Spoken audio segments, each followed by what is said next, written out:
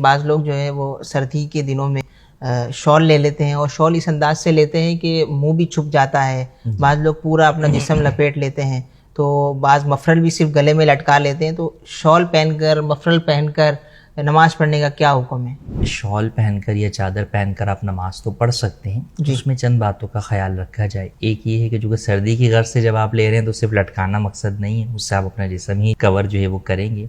तो मफलर या कोई भी चादर जो है वो अगर आपके इस तरह गले में पड़ी हुई है कि उसके दोनों पल्लू जो है वो लटक रहे हैं दोनों तरफ से, चाहे दोनों आगे लटक रहे हैं या एक आगे लटक रहा है और एक पीछे लटका हुआ है, और वो गले के गिर्द घूमी हुई नहीं है, गले के गिर्द जो है वो उसका घेरा नहीं बना हुआ, तो इस हालत में कपड़ा इस तरह लटका कर नमाज पढ़ना ये सदल कहलाता है, और इससे हदीस पाक में मना किया गया। तो इस तरह नमाज पढ़ना मकरूह है, तहरीमी है। कई दफ़ा ऐसा होता है कि इस तरह सर्दी के अंदर किया तो नहीं है, किया तो यूं है कि चादर जो है वो यहाँ पे डाल ली, लेकिन जब आप रुकू में गए तो अब वो चादर जो है वो दोनों तरफ जो है वो नीचे जो है वो आगे अब दोनों तरफ लटक रही है वो, तो अब वो सदल वाली सूरत हो जाएगी। तो इसलिए आपको इस बात का ख्याल रखना चाहिए कि आप उस चादर को अच्छी तरह जो है वो लपेट कर किसी जगह पर जो है वो उसको घुरस लें, ताकि वो नमाज के अंदर इस तरह जो है वो दोनों तरफ लटकने वाली सूरत ना पाई जाए। जहाँ तक जो है वो चेहरा छुपाने का है, तो मुकम्मल जो है वो चेहरा छुपा देना या नाक और कान मुंह जो है वो छुपा देना, तो ये भी तलस्सुम जो है वो कहलाता है। तो इसकी भी जो है वो इजाज़त